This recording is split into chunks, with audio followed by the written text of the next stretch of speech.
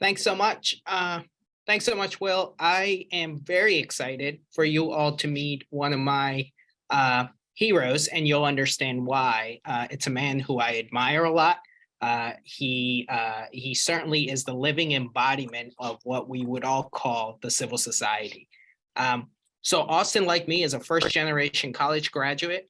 He grew up watching what it's like to see the struggles of hardworking families. And in 2018, Austin was elected as the first Black state representative for his region in the Mon Valley. And there are 13 million people in Pennsylvania, guys. He was one of only four state representatives to represent a majority white constituency. And just recently, as you have all seen, Austin made history as the first Black lieutenant governor in the entire Commonwealth. It's my honor and privilege to welcome Austin here and for you all to meet a man who has inspired, hundreds of thousands of people across Pennsylvania. Austin, so clearly you have, you've had a lot of success. How does it feel to get to where you are today as the first Black lieutenant governor in Pennsylvania?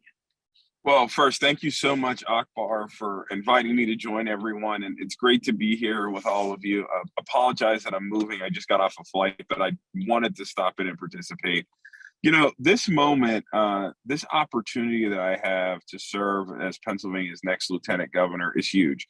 I'm very mindful that it's an opportunity that while I have it, it's not an opportunity that I paid for. It was paid for by the hard work and the sweat equity of the generations that came before me. People like Bill Gray, people like Kaylee Roy Irvis, they paved the way so that someone who looked like me could serve in this position and who could be a leader for marginalized people. So I'm honored to have the opportunity, but I'm mindful of the fact that I have a considerable amount of responsibility to make sure that while I'm the first Black lieutenant governor, that I'm not the last, and that I create a pipeline for other young, diverse leaders who want to step up and serve to be able to do so. And also, I know on the campaign trail, you've often talked about your family and your parents, and and your working class background, and especially considering a state like Pennsylvania, where nationally you see a lot of swings, whether it's Republicans or Democrats, and on a national stage, people consider Pennsylvania to be an embodiment of what the country looks like, from the rural communities to the urban. Tell us a little bit about what this means for you and your family, and all the hopes and dreams that you bring with it. Yeah, for my family, I think they never thought, first off, I'm the son of a union bus driver and a hairdresser. My parents are working class. I'm the grandson of a railroad foreman and a steel worker. I don't think my parents or my grandparents ever thought that I would run for office one day, let alone be Pennsylvania's first Black lieutenant governor. It's amazing. I am so proud that my parents are still alive and active and can see this moment and share in it. But, my family is just like millions of Pennsylvanians who worked hard to create a better life and a better opportunity for me and my sister, like many folks do for their children. And we are a shining example of, if you work hard and you play by the rules, that you can succeed here in Pennsylvania and in America. And we have a responsibility as leaders to make it a little easier for working class folks to get ahead, to make sure we create an economy that works for everyone, so folks have ladders of opportunity to lift themselves out of poverty and to join the middle class. We have a responsibility to make sure every child has access to a quality education, regardless of their zip code. That's the foundation in which everything is built. And we need to make sure every child has that same opportunity. So my story is similar to millions of Pennsylvanians, and it really fuels me to do this work to make sure other folks have the same opportunities that I did. Yeah, no, and I certainly have watched you on the campaign trail talk about some of these, really incredible opportunities we have ahead, and what you and the governor-elect's administration will do for Pennsylvanians. And I'm really excited to be a part of that.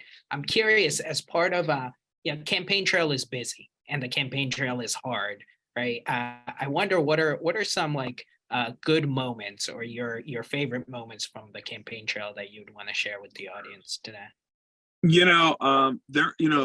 So when you run for lieutenant governor, you're not the top of the ticket, right? And so everybody knows the top of the ticket. Half the people maybe know the lieutenant governor candidate, maybe not. But what really is memorable, I remember there were a group of young African American kids in Schuylkill County when we went to Schuylkill County. And if you get folks are familiar with Pennsylvania, that's a rural place, a rural county. Um, Not a lot of people of color there. And I remember when I got off the bus and I immediately saw those kids and I saw their face light up when they saw me. And I went right over to them and I saw how excited they were to take pictures with me and to meet me and to meet my wife and just how inspired they were. And that's those moments stick with you because it's a reminder that, while the campaigns are hard, while the work is hard, well, it's easy to get discouraged and question why you're even doing this, that you're inspiring people that you don't even know. And inspiring a new generation to maybe pick up the mantle of service and get involved. I got to meet Barack Obama on this campaign, and Barack Obama was the first person that I ever voted for. I turned 18 on October 4th, 2008, and voted for him in November. And he made me believe that I could run for office and that I could serve a constituency that maybe didn't always look like me. And so, those are the moments that are memorable to me on the campaign trail and that I remember.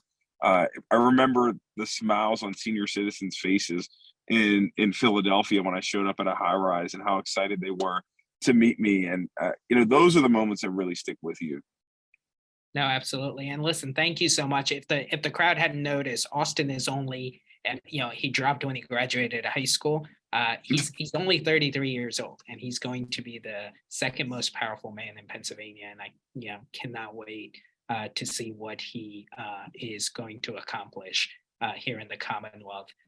Thank you, Lieutenant Governor. Thank you to Aspen Institute. Now from Pennsylvania all the way to Los Angeles, California, I'd like to pass it to my friend Rudy Espinoza.